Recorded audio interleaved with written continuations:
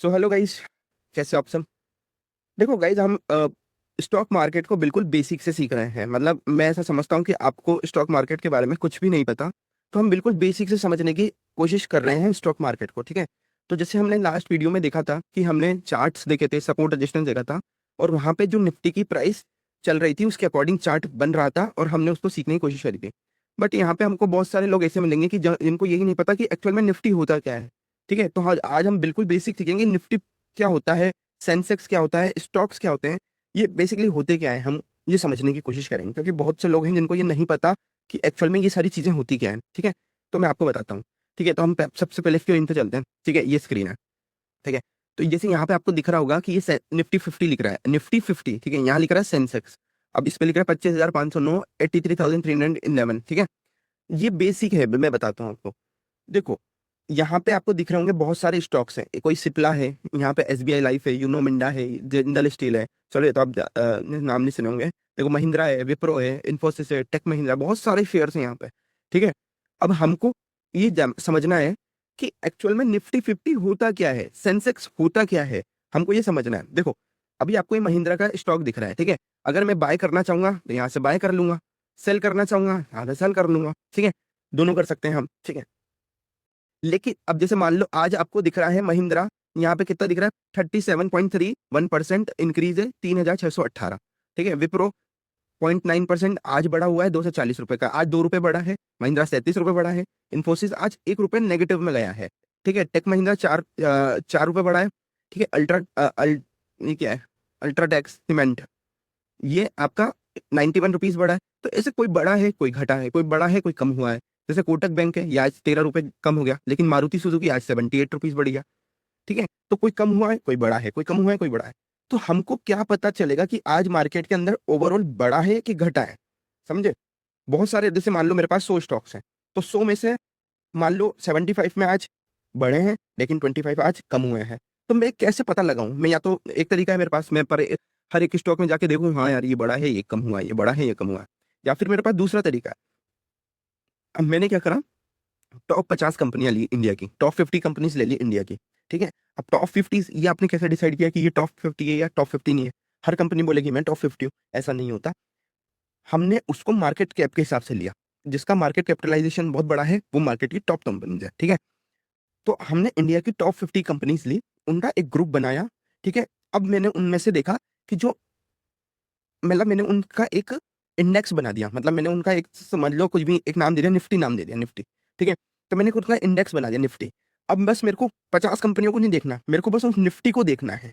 समझ लो, 50 कंपनियां इसलिए निफ्टी 50। ठीक है, तो मेरे को बस उस निफ्टी को देखना है कि अगर निफ्टी में बढ़ा हुआ है, इसका मतलब जो मैक्सिमम कंपनीज है टॉप 50 कंपनीज, उसमें आज बाइंग आई है। ठीक है, बाय हुआ है, ओवरऑल बाय हुआ है।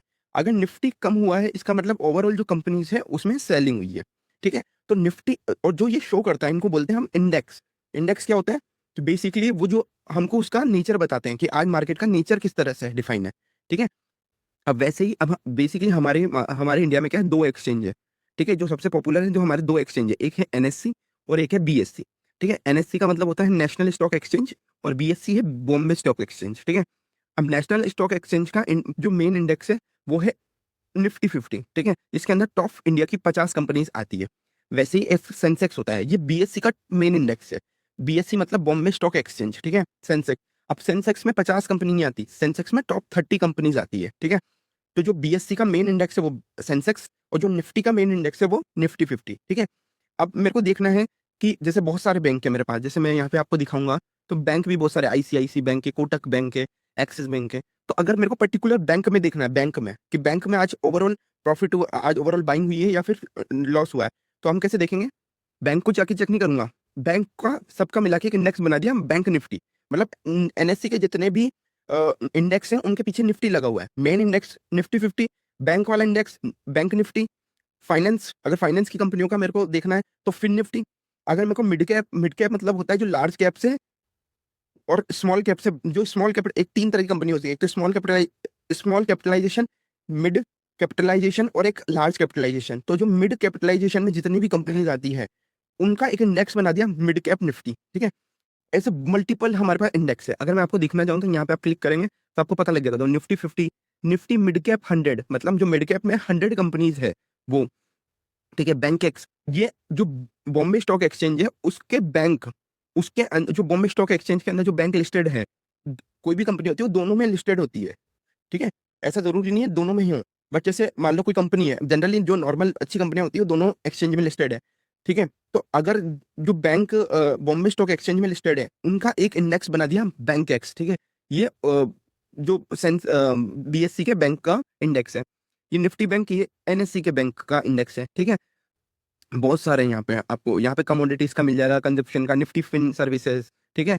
यहाँ पे बहुत सारी चीजों का आपको मिल जाएगा, फार्मा का मिल जाएगा, यहाँ पे एफएमसीजी, ठीक है, ये जो हिंदुस्तान यूनिलीवर है, एनर्जी का, फार्मा का, पीएसयू बैंक का, मतलब बहुत सारे यहाँ पे इंडेक्स है। आपको सबको नहीं देखना, अगर आपको पर्टिकुलर सेक्टर में देखना है कि ओवरऑल बाइंग है या ओवरऑल सेलिंग है, तो आप उस पर्टिकुलर इंडेक्स को देखिए, ठीक है। दूसरी बात, ठीक है, अब हमने समझ लिया कि यहाँ पे निफ्टी 50 है क्या, ठीक है, ठीक है, हमने समझ लिया यहाँ पे निफ्टी 50 है क्या। तो निफ्टी 50 में टॉप 50 कंपनीज आती है, ठीक है। अब मेरे को जानना है कौन कौन सी टॉप 50 कंपनीज है, तो आप सिंपल सा गूगल पे जाइए, तो यहाँ पे डायरेक्ट लिख दिए निफ्टी 50 कंपनीज, ठीक है। यहाँ पे निफ्टी 50 की कोई से भी साइट पे देख लीजिए, ग्रो बता देगा आपको, ग्रो पे देख लीजिए। यहाँ पे देखो, तो ये निफ्टी 50 की कंपनीज आपके पास आ गई, Reliance industry, HDFC bank, Bharti Airtel, ठीक है, TCS, ICICI bank, State Bank of India, ये सारी जो कंपनीज हैं वो क्या है, बहुत सारी और भी है कंपनीज, एक सेकंड, हाँ, हम्म, तो बहुत सारी कंपनीज है यहाँ पे, आईटीसी, लार्सन एंड टर्बो, एलएनटी जिसको बोलते हैं, ठीक है। तो सन फार्मास्यूटिकल, एचसीएल टेक्नोलॉजी, बहुत मल्टीपल कंपनीज हैं यहाँ पे, ठीक है, जो जो इंडिया की टॉप कंपनीज है, और निफ्टी 50 में इनको रखा गया है। तो इनके मूवमेंट से अपन को, अगर जैसे रिलायंस है, तो रिलायंस में बाइंग आई, रिलायंस में बाइंग आई, बाकी कंपनीज में सेलिंग आई, तो ओवरऑल देखा जाएगा, ओवरऑल क्या हुआ, सेलिंग आई, तो उसमें हमको क्या निफ्टी 50 क्या शो करेगा, सेलिंग, ठीक है।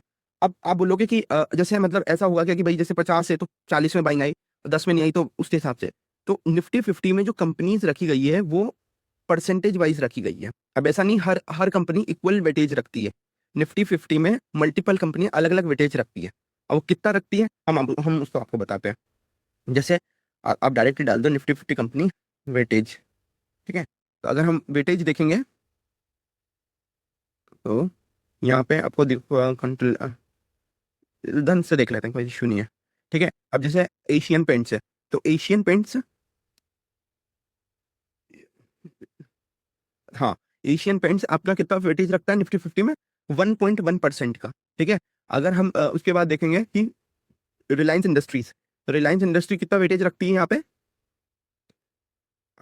9.7%, मतलब पूरी निफ्टी में 9.7% एक वेटेज केवल एक सिंगल कंपनी का है, ठीक है। उसके बाद बहुत सारी कंपनीज हैं जिनका यहाँ पे हम, एक सेकंड, हाँ, तो हमने जैसे महिंद्रा, महिंद्रा कितना रखती है, 2.18%, तो मल्टी जितनी भी कंपनीज है हम उसकी वेटेज लिस्ट भी हम उसमें चेक कर सकते हैं, ठीक है। तो अब जैसे आप बोले स्टेट बैंक ऑफ इंडिया, तो 4.3% वेटेज रखती है, टेक महिंद्रा 0.6% वेटेज रखती है, ठीक है, नेस्ले 1.19% वेटेज रखती है, ठीक है। तो इस तरह से हम मतलब निफ्टी को समझ सकते हैं, ठीक है। अब हम ये निफ्टी 50 की जो ओवरऑल वैल्यू है वो कितनी है, 25,509, ठीक है। ये स्टार्टिंग जब निफ्टी स्टार्ट हुआ था तब ये बेस प्राइस रखी गई थी 1000 रुपीज, ठीक है। अब धीरे धीरे धीरे धीरे जैसे पैसा लगता गया कंपनीज में, निफ्टी 50 बढ़ता गया। अब आप बोलोगे कि क्या निफ्टी 50 में कंपनीज हमेशा यही यही 50 रहेगी, तो ऐसा नहीं है।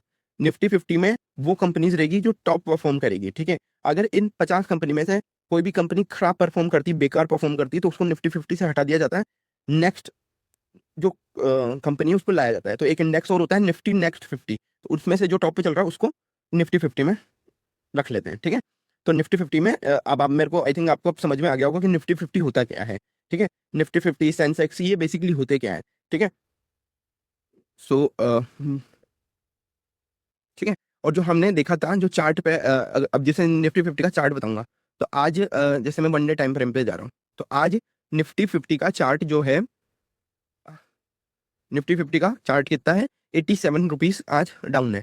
इसका मतलब आज जो नेट नेट सेलिंग हुई है वो, सॉरी, नेट जो हुआ है वो सेलिंग हुई है ओवरऑल। अगर 50 कंपनीज को 50 कंपनीज को अगर निकालोगे तो ओवरऑल उनमें सेलिंग हुई है। तो अब मेरे को 50 कंपनी में जाके नहीं देखना, मुझे केवल बस चार्ट देखना है। मेरे को 87%, निफ्टी 0.3% कम हुआ है, ठीक है। तो इस तरह से हम समझ सकते हैं निफ्टी 50 को, ठीक है। तो आई थिंक आपको ये समझ में आया होगा और ये वीडियो अच्छी लगी होगी। ठीक है? तो ऐसे ही स्टॉक मार्केट बेसिक से सीखने के लिए मेरे चैनल को सब्सक्राइब कीजिए, ठीक है? मैं आपको बेसिक से स्टार्ट मैंने आप मेरी पास्ट वीडियो भी देखोगे तो मैं आपको बिल्कुल बेसिक से स्टॉक मार्केट बता रहा हूँ, ठीक है? तो थैंक यू।